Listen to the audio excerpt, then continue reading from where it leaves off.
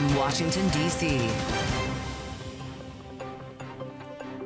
From Bloomberg's Washington, D.C. studios to our TV and radio audiences worldwide, welcome to Balance of Power. Alongside Joe Matthew, I'm Kaylee Lyons. Tonight, a breakthrough in the Senate could make way for the tax bill's passage.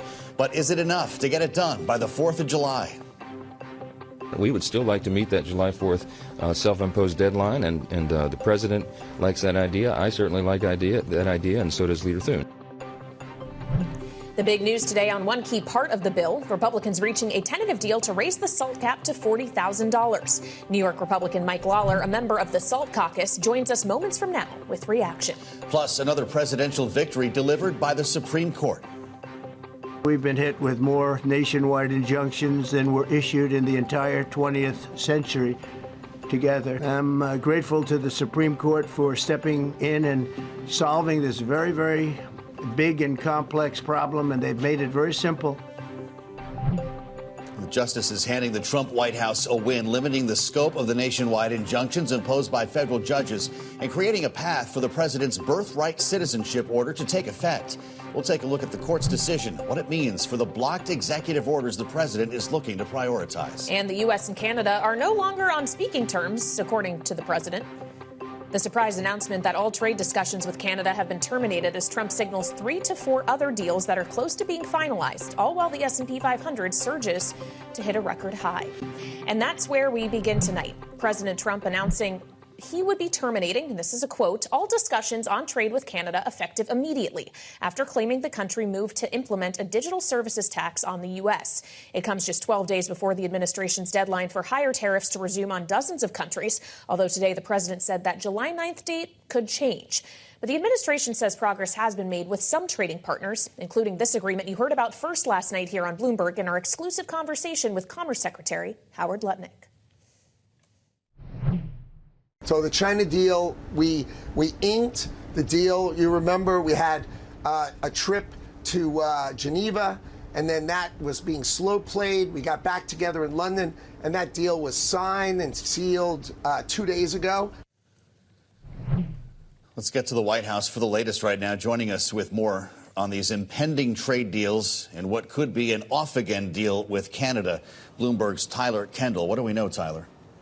Yeah, hey, Joe. So when it comes to Canada, this is really just the latest blow in what's already been a pretty fraught relationship between the U.S. and Canada, particularly when it comes to trade. And the White House's focus on digital services taxes isn't new. But what is new is that Canada is set to collect its first revenue from these taxes starting on Monday. And it will be retroactive for sales going back to 2022. And it appears that the administration has really taken issue with that point, that they would start collecting these revenues while trade negotiations were ongoing. And when we look at DSTs, as they're called, in the aggregate, they are expected to cost U.S. tech companies in the billions of dollars, something that the administration has really honed in on. Now, President Trump says that they will set an effective tariff rate sometime within the next 7 days. So we're waiting to see what that would look like, because as it stands currently, Canada is subject to a 25% levy on all non-USMCA compliant goods, but they're also paying those sector-specific tariffs, such as up to 50% when it comes to steel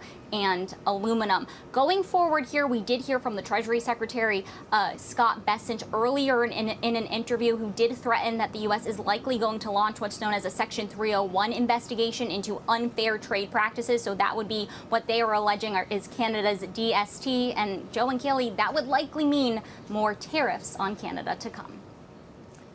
All right, Bloomberg's Tyler Kendall. Thank you so much. And we turn from the White House to Capitol Hill, where Republicans have tentatively struck a deal on one of the major roadblocks to getting their tax bill to the president's desk by the 4th of July. And joining us with the details is Bloomberg's Erik Wasson. So, Erik, walk us through this SALT deal and all of the other issues still outstanding at this hour. Okay, yeah, the SALT deal is basically a $40,000 cap, but it's 5 years instead of 10 years. This is the concession to Senate Republicans. They didn't like the cost, $350 billion or so, of the House deal. It has an income phase out above $500,000 is our understanding. That's the same as in the House. And it also keeps a loophole in place which allows pass-through business owners to sort of claim an unlimited SALT deduction. This is a compromise that's been signed onto by most of the SALT caucus. Representative Nick Lawler may vote no, but he may be able to vote no, and the bill can still pass the House. There are still outstanding issues on Medicaid, on a Medicaid rural hospital provider fund that's being talked about to appease Senate moderates. There's still a lot of talk about the IRA. This is the Inflation Reduction Act, renewable energy tax credits. Conservatives want to see this completely phased out immediately, but businesses that are involved in ongoing projects, banks that are funding them, want to see a longer phase out. These battles are still being fought out, but the Senate is pushing towards trying to have a vote, initial vote on this Saturday at midday, maybe wrapping it up by early Monday morning before everyone gets into business, and having the House come back midweek and meet President Trump's July 4th deadline. It's still not a lock, but it's looking better than it did just a few hours ago. Wow. Fast-moving story here with the help of Bloomberg's Erik Wasson. Great reporting today. Erik, thank you so much. And for more insight into the latest specifically on this tentative SALT deal, we turn now to the SALT man himself, Republican Congressman Mike Lawler of New York, who was instrumental in striking this deal all over again. Congressman, welcome back to Bloomberg. Let us know if we have this right now. $40,000, 5 years, as Erik Wasson just mentioned. Are your colleagues, including Congressman Lawler, on board? And should we assume that the Senate is too? I'm not going to speak for all of my colleagues, except to say that this obviously was a good faith discussion with Secretary Wasson and the administration.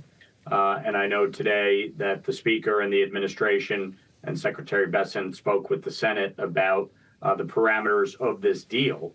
And it keeps the House language intact, which was critically important to all of us.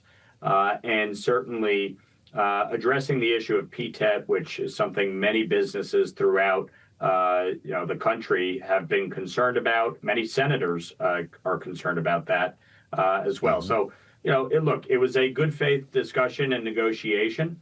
And ultimately, while it's not 10 years, it's 5 years. The fact is, it is a 4x increase on the current SALT cap and provides real tax relief to middle class and working class families all across this country. In my district, 90+% of my constituents will be able to fully deduct their state and local taxes under this deal. And it keeps the House framework intact. So I think it's a big win. I think it's a strong agreement that ultimately will have the support to get across the finish line. Well, I assume you mean to get across the finish line in the House. Are you worried that striking this compromise, when senators, as we know, Republican senators care very little about this SALT issue, might actually risk some votes in the other chamber? Well, you look at a state like Florida, where property taxes have gone up 37% over the last 4 years. The fact is that this is not just a blue state issue. This impacts every state across the country, especially where you have high property taxes, high income taxes, or both, as in the case of New York, California, and New Jersey. But the fact is that keeping this at $10,000 or going down to zero will be a massive tax hike on middle class and working class families. This was a hard fought negotiation. The Senate was able to get the overall price down. So, that obviously is something that they were focused on. We were both able to solve the issue of PTET, which is important.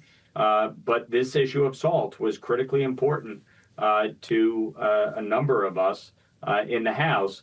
And I do think we've reached an agreement that will pass. Would love to get into the state of play more broadly here, Congressman. We heard from the House Speaker this morning, Mike Johnson, who talked about what he's looking at here in terms of the timeline and that July 4th deadline we've already mentioned. Here's what he said. We would still like to meet that July 4th self-imposed deadline, and the president likes that idea. I certainly like that idea, and so does Leader Thune. So we're in a wait-and-see posture in the House right here, and we'll see what happens. So we're ready to act. Okay.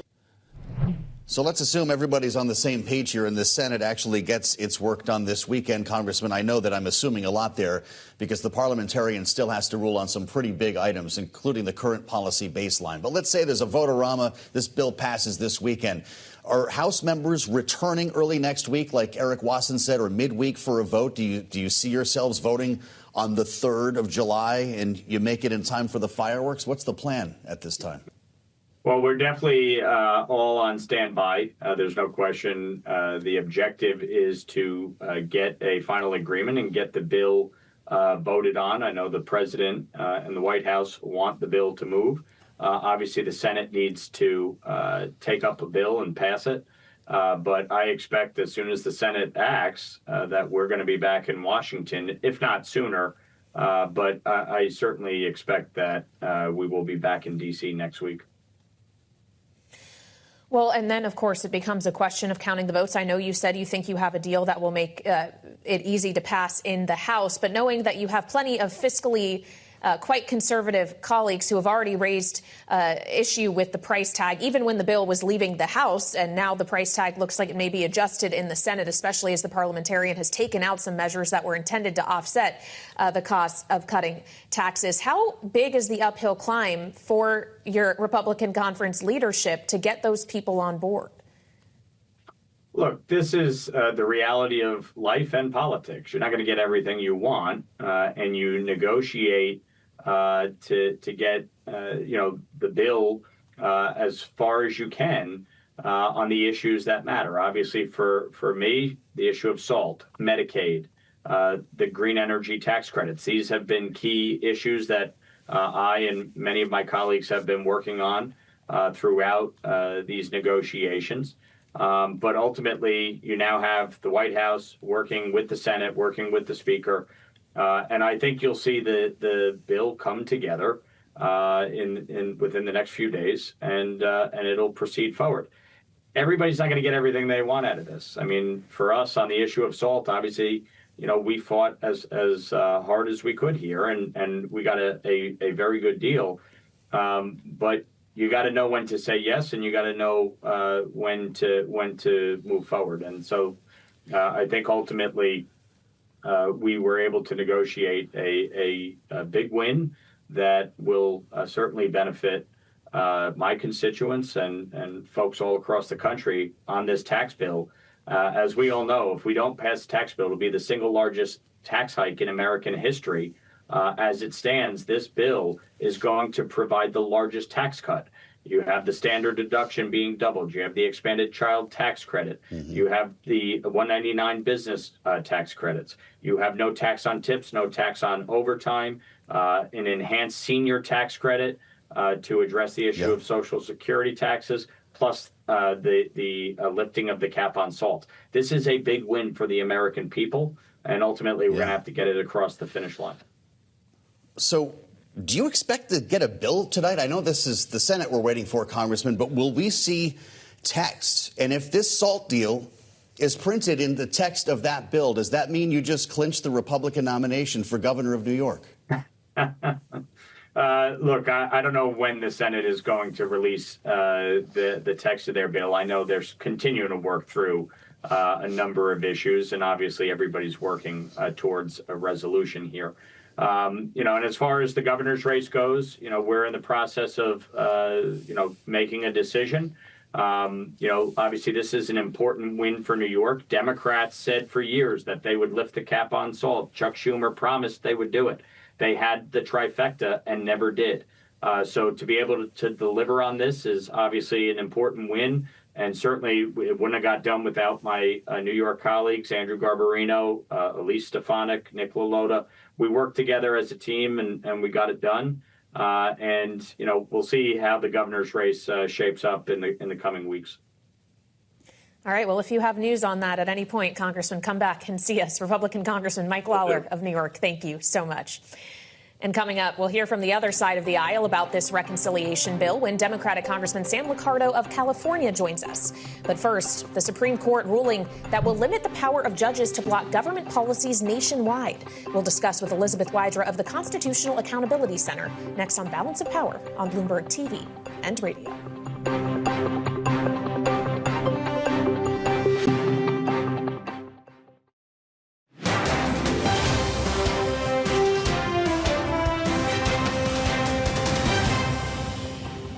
thanks to this decision, we can now promptly file to proceed with numerous policies that have been wrongly enjoined on a nationwide basis. President Trump earlier today during an extended news briefing at the White House, where he celebrated what he sees as a big victory from the Supreme Court. The justices today voting along ideological lines to limit the power of federal judges, curbing their authority and setting nationwide injunctions. It was one of those injunctions that blocked President Trump's efforts to end automatic birthright citizenship.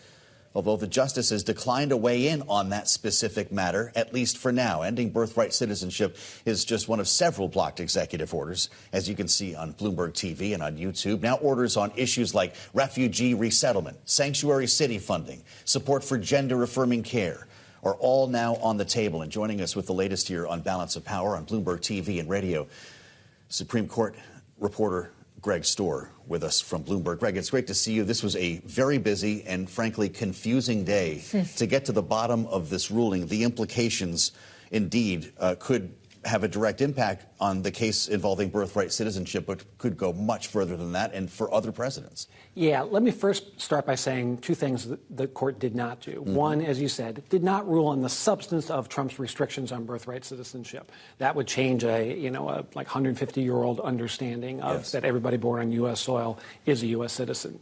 Two, it didn't decide for certain whether these restrictions could be blocked. It actually kicked some issues back to the lower court, and it left open some avenues for folks to argue why it should continue to be blocked. So it remains to be seen what the practical effect of this is on birthright citizenship. Okay. That said, it is going to have a broader effect on all the Trump litigation, as you said.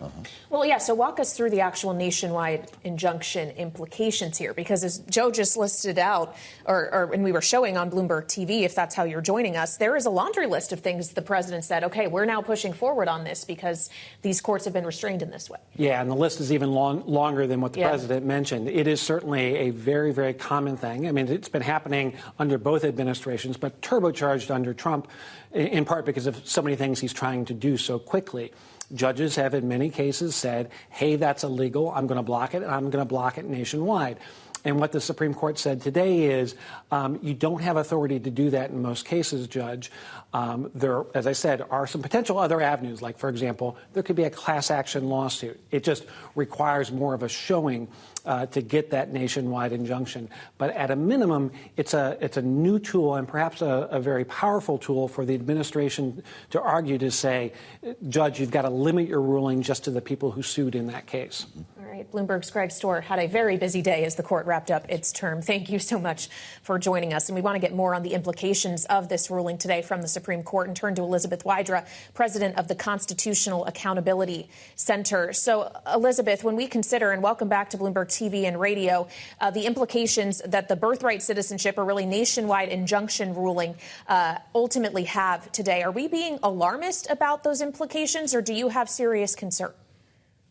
So I have serious concerns, and I think you need look no further than the dissents that were filed in this case. You know, Justice Ketanji Brown Jackson signed hers with deep disillusionment, I dissent. And I think that idea that, you know, we look to the Supreme Court to be the ultimate enforcer of the rule of law. And here, I think with this ruling, there is a lot of turning its back on lawlessness. You know, as Greg rightly said, this was not about the merits of the birthright citizenship order. And indeed, at the oral arguments, when this case was being heard just on this injunction issue, there did seem to be deep skepticism, even from the conservative justices, on the constitutionality of the birthright citizenship order. It's completely contrary to constitutional text and over a century and a half of settled precedent. But even so, they're essentially saying this unconstitutional violation of a fundamental individual right can go forward unless individuals get their own lawyers, file the fee to get into court, file their own lawsuits, and can get that individual relief instead of a broader injunction. There are, of course, ways in which people can band together, for example, through class actions, and some of that has already happened today. But there are also procedural hurdles, including some that have been made higher by this Supreme Court, for class actions as well. So the concern is that a lot of lawless behavior by the executive will go unchecked and people's rights will be violated because of this ruling. Well, Elizabeth, we had a very similar conversation earlier today. We were on the early edition of Balance of Power with Robert McWhirter, civil rights attorney, talked about the court's decision, specifically how it would impact class action lawsuits. Listen to his take. It takes away a lot of the power of the courts to help people affect their constitutional rights. It allows any president to do something blatantly unconstitutional and not have the court be able to enjoin all similar people. You can maybe get an injunction for your individual case, but there are thousands of people that presidential policies affect. This is not good for individual people who want to assert their rights when a president does something unconstitutional. I wonder if it's good for the Supreme Court as well, Elizabeth. Does this mean that they'll be hearing thousands of cases from individuals instead? How is that better? You know, I certainly don't see how this is good for the rule of law or anyone who stands to be supporting and enforcing the rule of law, which the Supreme Court's highest duty is to do so. You know, he's absolutely right. And I think, you know, a way for viewers and listeners to think about this, you know, the birthright citizenship guarantee we might not think applies to us, although it does. You know, if the guarantee of equal citizenship birth is taken away for children of undocumented immigrants, it's certainly unclear how it would go forward for everyone in the future. But think about other very clear rights in the Constitution: Second Amendment gun rights, right to free exercise of religion.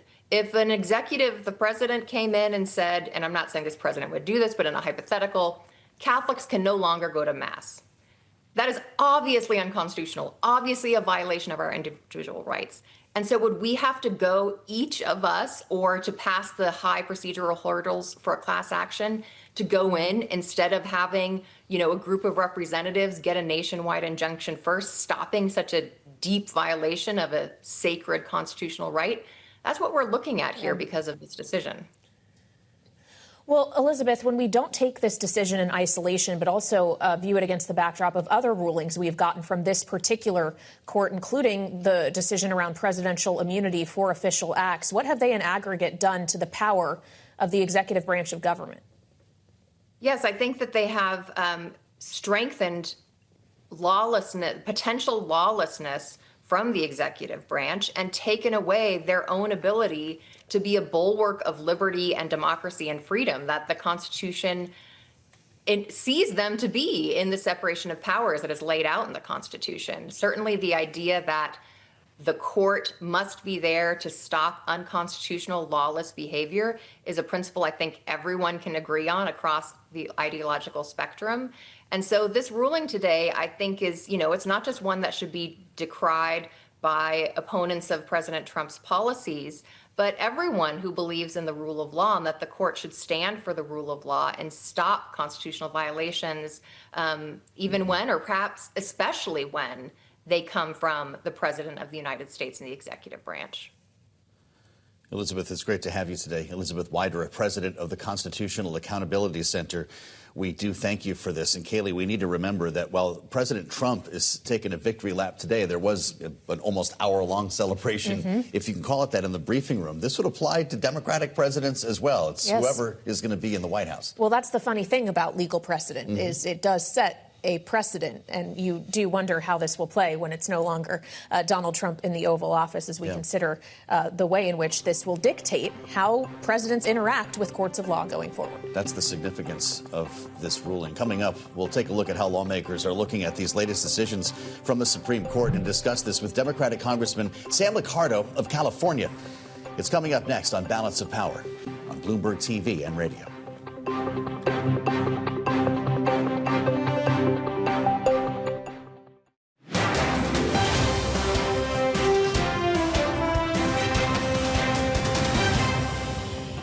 So birthright citizenship will be decided in October in the next session. However, it indirectly impacts us because, as you correctly pointed out, if there's a birthright citizenship case in Oregon, it will only affect the plaintiff in Oregon, not the entire country. So yes, it's indirectly, but that's pending litigation, and we're waiting on that in the next term. We're very confident in the Supreme Court, but again, it's pending litigation, and that will directly be determined in October, but it indirectly impacts every case in this country, and we're thrilled with their decision today.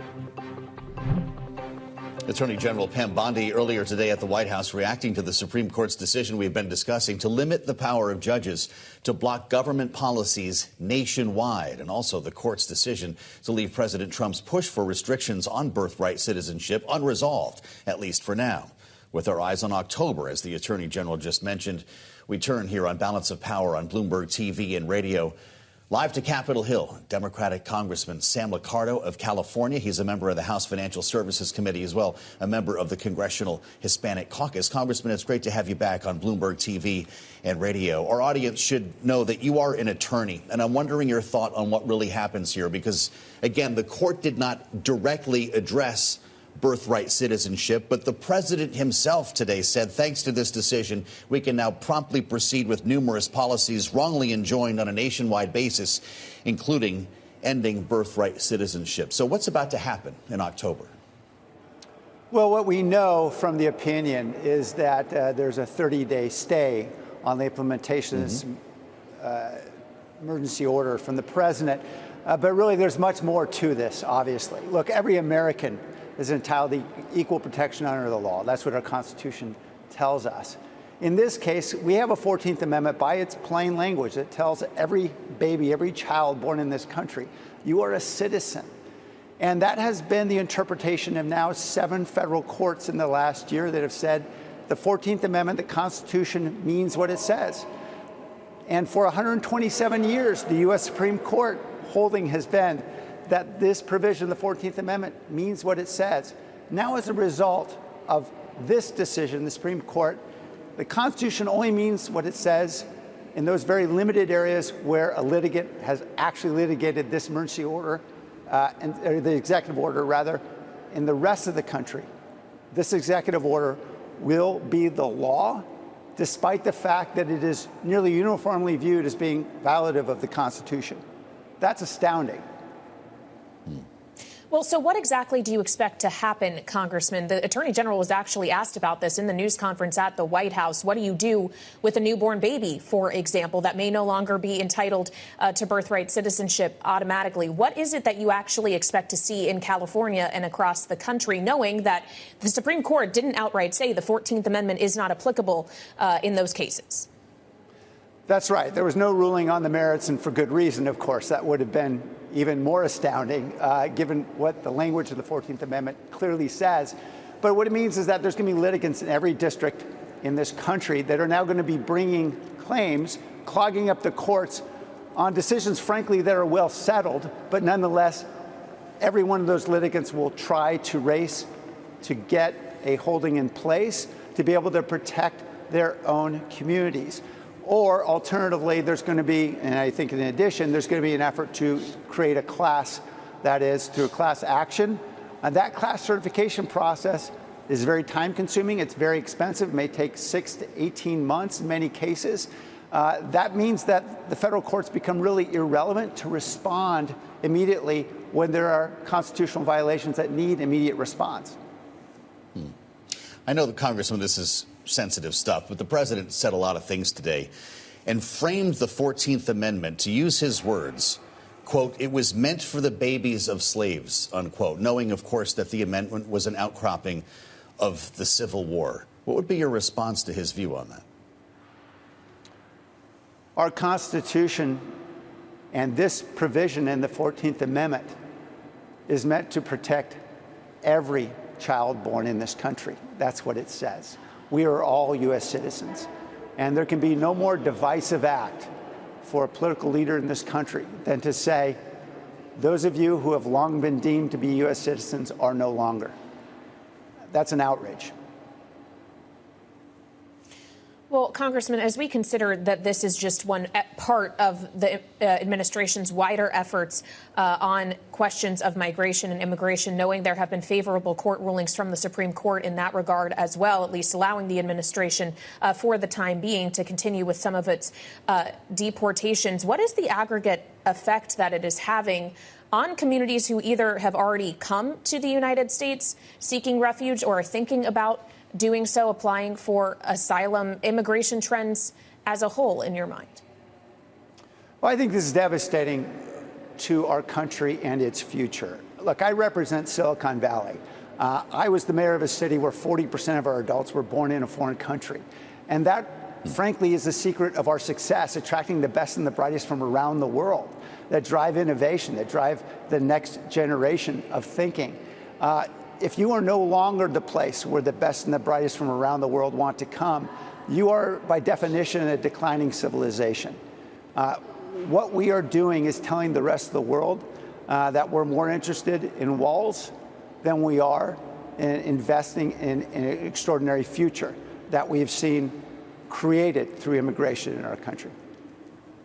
Congressman, I know that you're going to be having a couple of days, it looks like, to work next week that might creep up on the recess for the 4th of July, because this reconciliation bill is coming back your way. It appears we're waiting for a final version to come out of the Senate. And before you joined us, we spoke with your Republican colleague from New York, Mike Lawler, who is celebrating a new deal on SALT, which looks fairly similar to the original deal on SALT. In California, almost 3 million taxpayers, 15% of those who file taxes in the state, claim that deduction in 2022. Is this good news for you and people in your district?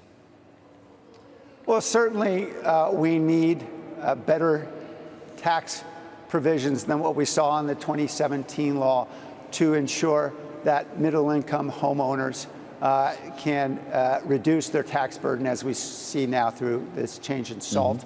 But the truth is that President Trump painted his party into a corner by promising $5 trillion of tax goodies that he had no idea how to pay for. And what we're watching now is all the machinations around how they're going to invent ways to pay for tax giveaways that they simply are putting on the credit card. This is just debt that they're putting on our children, trillions of dollars of debt. And I think Republicans who have long believed in fiscal responsibility should be ashamed. Well, Republicans obviously are having to navigate, at least in the Senate, the processing and advice of the parliamentarian. In your mind, has this parliamentarian, with various rulings, including around issues like Medicaid, made this legislative package more palatable?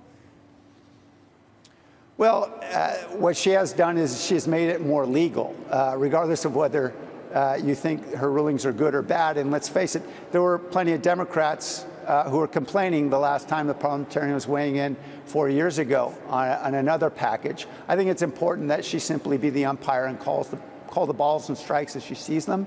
And I think she's done a fair job of that.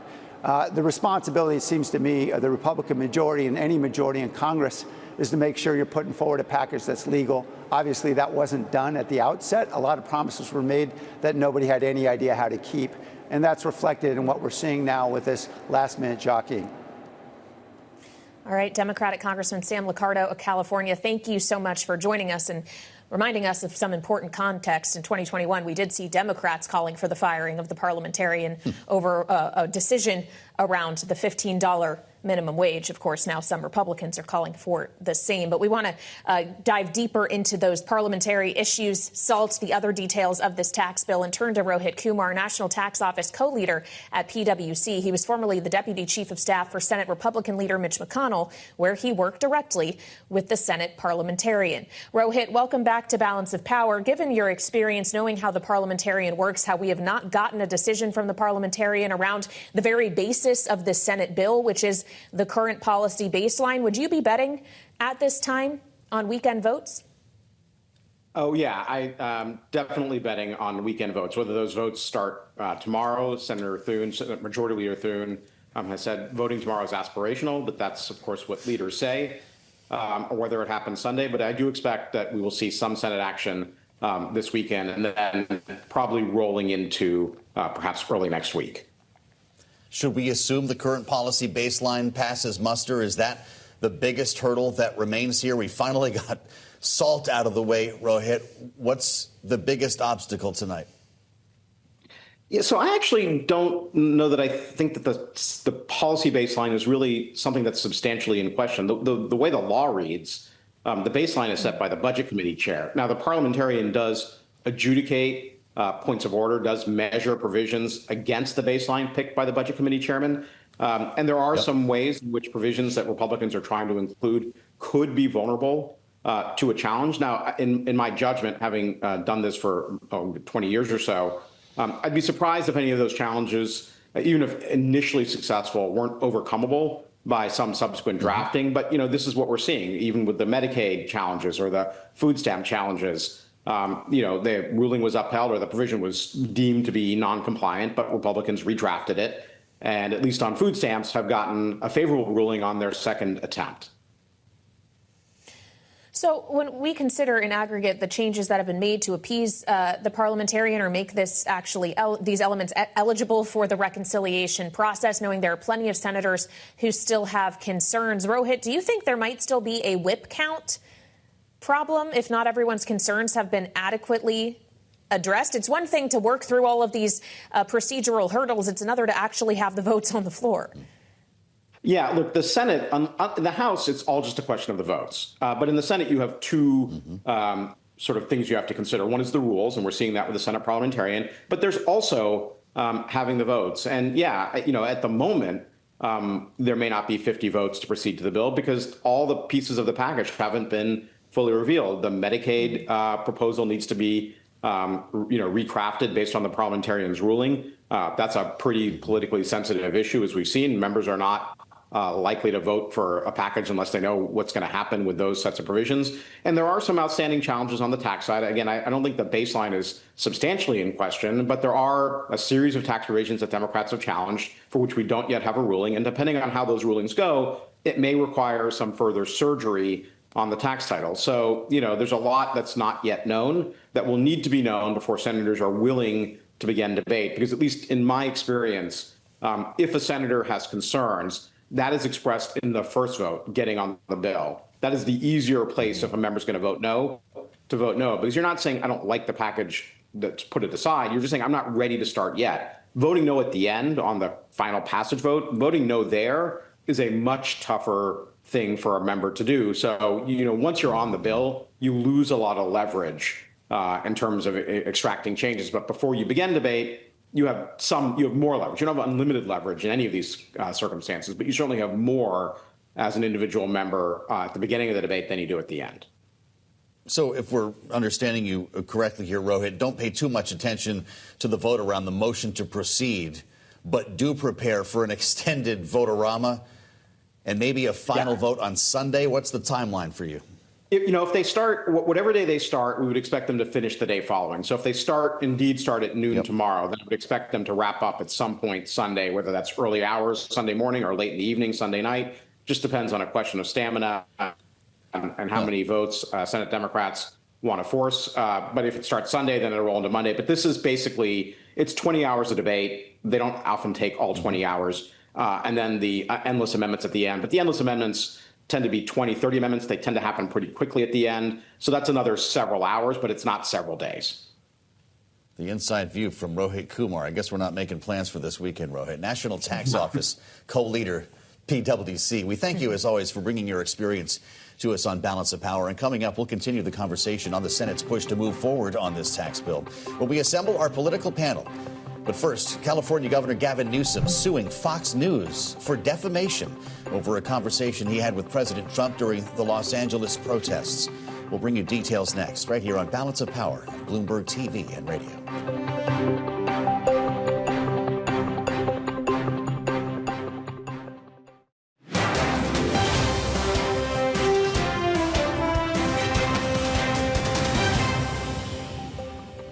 This is Balance of Power on Bloomberg TV and radio. Alongside Kaylee Lyons, I'm Joe Matthew. As we turn now to some of the other stories we're following in the Bloomberg Power Brief. Thousands of people paid their respects to late Minnesota House Speaker Melissa Hortman and her husband Mark today at the state capitol, where the couple are lying in state. Hortman served in the Minnesota House for 11 terms, including 6 years as Speaker. She and her husband were assassinated in their home June 14th, and a suspect was arrested after a 36-hour manhunt. A private funeral is set for tomorrow morning. Among those who will attend that service, former Vice President Kamala Harris. California Governor Gavin Newsom is taking on Fox News in a $787 million defamation suit. According to the lawsuit, Fox News host Jesse Waters claimed Newsom lied about phone calls between Newsom and Trump during their dispute over the deployment of the National Guard and supported the falsehood with deceptively edited video. Newsom said he would drop the suit if Fox News issues a formal retraction and on-air apology. Fox News, of course, settled a separate defamation suit with Dominion Voting Systems in 2023 for a similar amount. And University of Virginia President James Ryan is resigning as part of an effort to resolve a Justice Department investigation into the school's diversity practices. This week, the New York Times reported Trump administration officials have been pressuring the school to take action after multiple reports of race-based treatment on campus, including the use of race in admissions considerations. Ryan released a letter to the university community today, writing, "I cannot make a unilateral decision to fight the federal government in order to save my own job." Now we turn back to Capitol Hill on Balance of Power. Republican senators are sprinting to get this tax bill through before the July 4 deadline.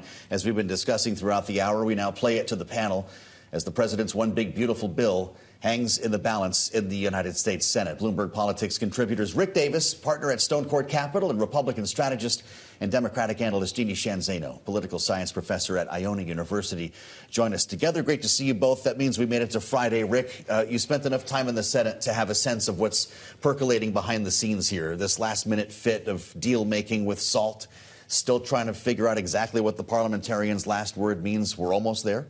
Yeah, I think it's probably less parliamentarian focused now, and all the individual deals that all these members are trying to get into that budget package being put together right now by Lindsey Graham, chairman of the Budget Committee. It's a mad scramble, and that's part of the dance, the ballet of the Senate. Everyone's trying to figure out when is Thune going to call for a motion to proceed. Do we have a bill that we can circulate tonight so that people can read it?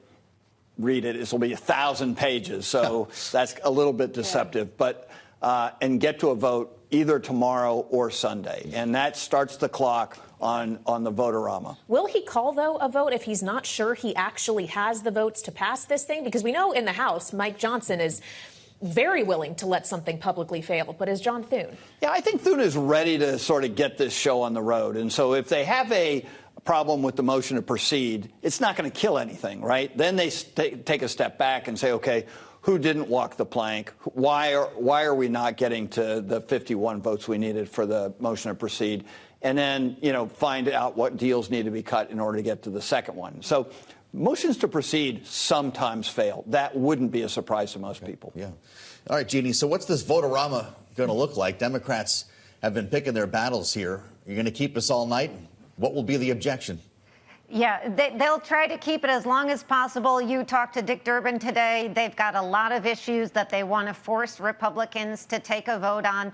And, I think in the end, though, this does get through. It's always, I think, a telling sign when we hear that President Trump is not going to play golf this weekend. He's going to stay in D.C. That means the closer is here. They're talking about a big, beautiful barbecue for the 4th of July. So I think they'd really like to push this through if they can. I think it's still tight. But I heard John Thune called Saturday vote an aspirational. So maybe they get Sunday, then the 72 hours, and they try to push this thing through to the House before the 4th. Well, of course, the president's pushing against this July 4th deadline, but he also is looking at a deadline that he suggested today is potentially movable of July 9th when it comes to negotiating with our trading partners to avoid higher tariffs being put back into place. Although if you're Canada, apparently you're just going to find out what your tariff rate is in 7 days. As the president suggested, a digital services tax means trade talks are over, and he talked about it at the White House earlier. Canada's been a very difficult country to deal with over the years. We hear Canada, we have a great relationship with the people of Canada, but it's been very difficult. And they put a charge, and they were a little bit early. We found out about it. So, and we have all the cards. We have every single one. We don't want to do anything bad, but they have economically, we have such power over Canada. Jeannie, how do we tell if this particular threat against Canada is just an empty one meant to further his efforts in negotiations, or if it's real this time? Because there is a pattern here. There is a pattern. I don't think we know. I have to say that's probably the first time I've ever heard anybody say Canadians are hard to deal with. Usually we think the opposite, as I do. And it's fascinating because, you know, he is no fan of the former prime minister, but the current prime minister, they seem to have a very good rapport in his business and background. Who'd have thought it would end up like this? But I think with Donald Trump, there's always room to maneuver. So I think there is a possibility he goes back on this. But none of this seems to have impacted the market in any way but positive. And so for all the scuttlebutt about Canada, it seems like the market hasn't really seemed to mind that much. It's true, Rick. The S&P 500 at a new all-time high today, all-time closing high here. Are we really about to do this all over again? July 9th is creeping up, and we could be talking about reciprocal tariffs on a lot of countries. Yeah, I mean, the president said everyone's going to be getting a letter. Yeah. You know, the love letters from Donald Trump, and all they have to do is agree. I mean, so, you know, we see his negotiating style, right? You know, here's the gun, now agree. I like to call him the dealer now, not the closer, because everybody seems to not have the cards they need. He's the only one. Wow. And so, yeah, I think in this, the public has kind of gotten used to it, right? We barely even have a ripple when it comes to we're cutting off negotiations with our northern partner.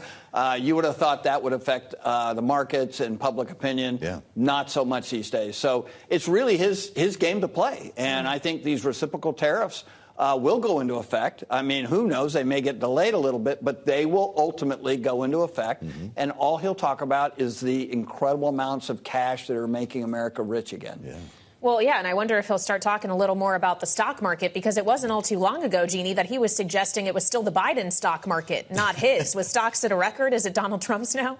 It's his now, Kaylee. When it goes up, it's his. When it goes down, it's probably Joe Biden's. And, of course, this is the same president talking about the big, beautiful bill and the fact if the Democrats don't vote for it, they're voting to raise taxes. He doesn't say the same thing about tariffs that he's imposing, which are taxes on the American public. But that message he seems to leave aside, and to Rick's point, talk about all the cash that's coming in. Well, so what do you make of this? Why are we so desensitized? Are we just, this is the second 100 days phenomenon, or is this the taco trade? Yeah, I think that there's a little bit of taco trade here. But look, the American public, when you ask them this question of, like, how do you feel about how things are going, they don't look like the stock market, right? Yeah. They are kind of, miserable about the fact that the economy's not doing well. When you look at comparisons to this 4th of July and last 4th of July, the cost of hot dogs, the cost of buns, the cost of mustard, what else does anybody eat on 4th of July, is all higher than it was a year ago. And so, I know that's just a metaphor for what condition people are in, but Donald Trump has the lowest approval rating of the modern presidency when it comes to the economy, and that's comparing him to Joe Biden and Bidenomics, which wasn't a very good sell. Well, and you wonder why the president said today that he is looking for a Fed chair next that's going to be willing to cut rates, as he continually berates Chairman Powell, though he says for now that's more about interest costs for the U.S. Debt than it is about the economy. But Rick Davis and Jeannie Shanzano, as always, our political panel, thank you so much for joining us. And, of course, you can get coverage of everything we just discussed with Rick and Jeannie in the Washington Edition newsletter, on the terminal and online. That big, beautiful barbecue sounding pretty good for the weekend. Thanks for joining us on Balance of Power. Thanks to our panel, and have a great weekend. We'll see you back here on Bloomberg TV and radio.